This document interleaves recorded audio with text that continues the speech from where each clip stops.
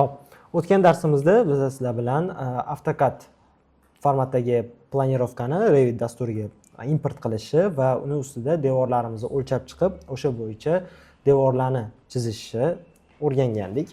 Endi bugungi darsimizda biz sizlar bilan kolonnalarni qo'yib, eshik prayomlarini qo'yamiz. Eshik prayomlarini qo'ygandan keyin okenni, ya'ni oynalarni qo'yib, o'sha planirovkani оформление qilishni o'rganamiz. Xo'p, bundan oldin biz kolonna bo'limidan o'zimizga kerakli bo'lgan kolonnani tanlab olamiz. Bu yerda ham bir nechta kolonna turlari bor.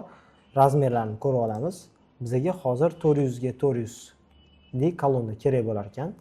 Uni qo'yib tekshirib olamiz.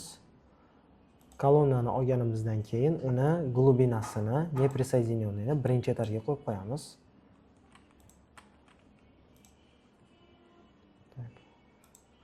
Glubina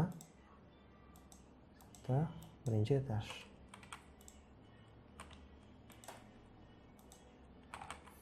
Mana qo'yganimizdan keyin bu etaj 0, etajimizda 0 bo'lmaydi, -100 pastga tushadi. Ikkinchi etajimizda esa buni to'g'rilab qo'yamiz. Ikkinchi etajimizda buni to'g'rilab, ikkinchi etajdan 0 ga to'g'rilab qo'yamiz. Va bundan kopiya bilan qo'yib tashlaymiz. Kopiya qilayotganimizda neskilka knopkasi yoniq turgan bo'lsa, bizada kopiya qilishimiz ancha osonlashadi. Ya'ni bir necha bor kopiya olish imkoniga ega bo'lamiz. Agar galochkamiz ochiq bo'lsa, faqat bir martagina kopiya olishga imkonimiz bo'ladi. Xo'p, biz hamma kolonnalarni qo'yib chiqdik. Oshiqcha kolonnani o'chirib tashlaymiz. Xo'p, endi 3D viddan uni tekshirib olamiz. Xo'p, pastda ikkita oshiqcha kolonna qo'yilgan ekan menda. Mana, hop, tepadagi DVG ni o'chirib tashlashim bo'ladi. Mana hozirgi holatda sizlarda ham shunaqa holatda bo'lishi kerak.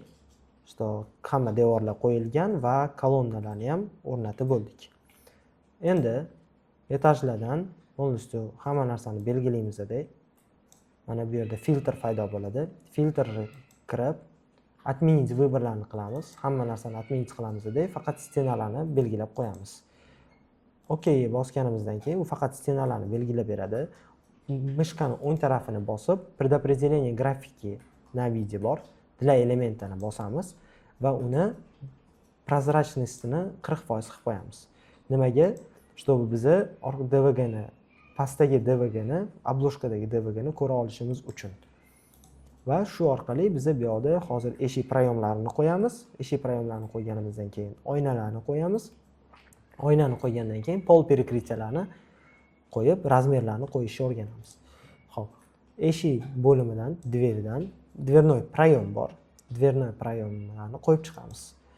Mana bitta prayom qo'yildi. Uni bu yerda shirinasi bor, vысоталari bor. Vысотasi 2100 ekan, shirinasi 900 ekan.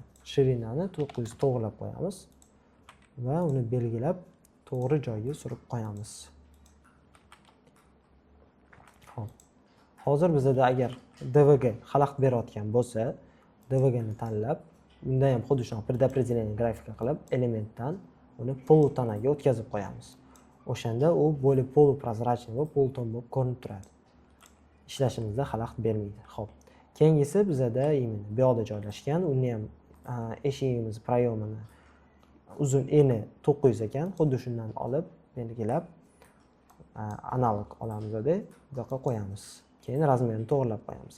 Xo'p, keyingisi bu tomonda joylashgan ekan prayomimiz 700 lik qo'yamiz. Undan tanlab shirinasini 700 qilib qo'yamiz. Va yana bitta bu yoqda joylashgan, unga ham xuddi shu 700 lik prayomni qo'yib joylashtiramiz. Ikkinchi prayom, uchinchi prayomimiz bu yoqda joylashgan, 900 lik ekan. Bu prayomni belgilab, bu yoqqa duplikat olib, bu yoqqa qo'yib qo'yamiz. Va oxirgisi kirish prayomida, prayom emas, o'sha bu yoqda eshik ekan. Eshiklardan biz входной двери tanlab shu yerga qo'yib qo'yamiz. Tak. Bizda dvernoy polotnoniki bor, mana общий 1020 ekan.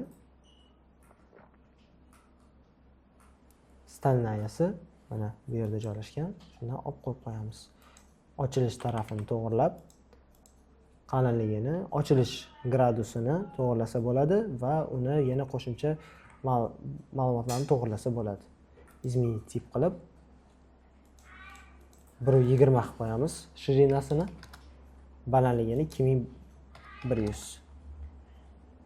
Okey. To'g'ri bo'ldi.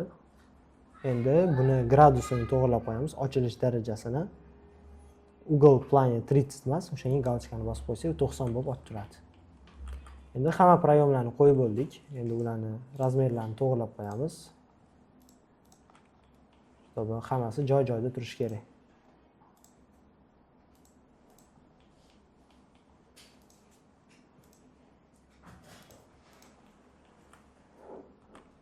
Hammasi to'g'ri bo'lgandan keyin endi oynalarni qo'yib chiqishni boshlaymiz. Oynalarni biz asosan men stena bo'limidan ba'zida vitrajlardan foydalanib ishlataman. Bunga sabab bor, unda to'g'rilash imkonlari keng, formalarini yoki razmerlarini yoki profillarini to'g'rilash imkoni kengroq. O'shaning uchun biz har doim shundan foydalanamiz. ADS vitraj fix 1000 impostdan foydalanamiz. Okay. Xo'p, regeldan boshlab oxirigacha bo'lgan masofamiz 610 ekan. Buni chizib qo'ysak bo'ladi. Avtomatik ko'rsatadi bu yerda уже. Hozir полностью belgilab filtrni bosamizda отменить выборdan faqat stenalarni qoldirib, okey. И предопределение grafikadan прозрачность 0 qilib qo'yamiz. Okey.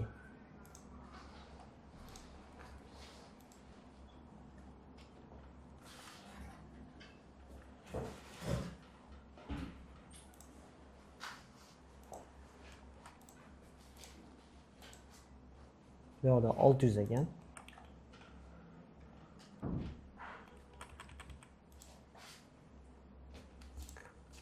Xo'p, hozir bizda kichkina muammo bo'ldi, что bizdagi hozir stenadagi vitrajimiz bizga именно devorimizni o'yib bermayapti. Uning uchun biz boshqa fayldan sizlarga tashlab beraman. Boshqa joydagi vitrajni olib, uni bu faylga tashlab yuboramiz. Bu faylga tashlaganimizdan keyin shu ustida ishlasak bo'ladi. Endi bu avtomatik devorimizni ham bizda kesib beryapti. Balandliklarni to'g'rilaymiz. Смещение снизу 0, смещение сверху esa 0 qilib qo'yamiz. Minus 300 qoldiramiz. Chunki tepada regelimiz ham o'tgan bo'ladi. 3D ga kirganingizda mana prayomlarimiz hammasini tayyorlab berdi. Va mana bu vitrajli oynamiz bo'lyapti.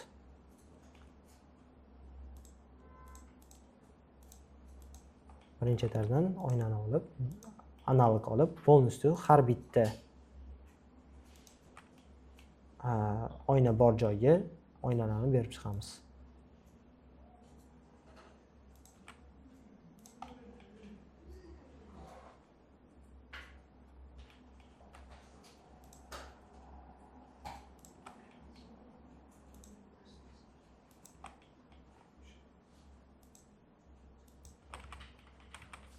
vidga ko'rsangiz, har bitta joyda уже oynalarimiz tayyor. Endi bularga segmentatsiyasini berishimiz uchun sxema razrezki bor. Sxema razrezkidan bersangiz, уже avtomatik uni romlarini sizga tayyorlab beradi.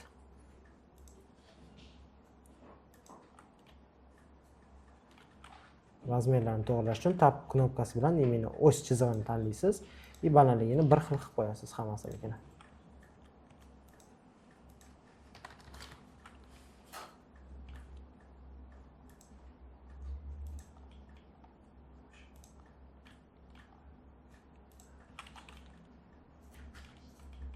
Shu kabi ko'rinishda bizda oynalarimiz ham tayyor bo'ldi. Endi etajga o'tib, plan etajidan pol перекрытия, ya'ni betonni chizib olamiz.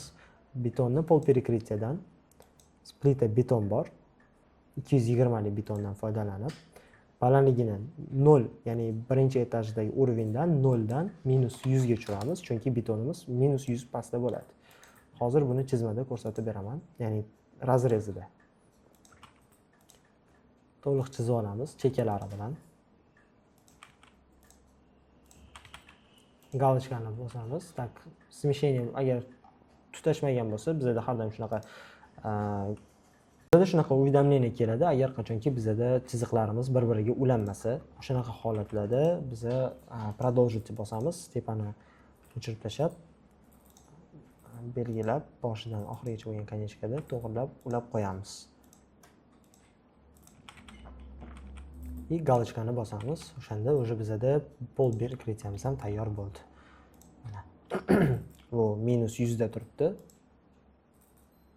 Razrezga qarasanglar, yoki fasadga qaraganingizda mana 0 отметкamiz bu har doim bizada чистовой polni bildiradi. Beton перекрытиyamiz esa har doim чистовой poldan porogga hisobiga qarab o'lchanadi. Hozirgi holatda bizada -100. Endi xuddi shu narsadan olib dublikat olamiz tepaga. Bu tepadagi beton перекрытие bo'ladi. Bu esa bemalol уже 0 da tursa bo'ladi. 3D ga qaraganingizda sizda aynan shunaqa holat bo'lishi kerak. Plan etajiga o'tamiz. Уже AutoCAD formatda o'chirib tashlasak bo'ladi. AutoCAD formatda o'chirib tashlagandan keyin annotatsiya bo'limida parallelniy razmerlar bor. Shu bilan полностью har bitta joyga razmerlarni berib chiqamiz.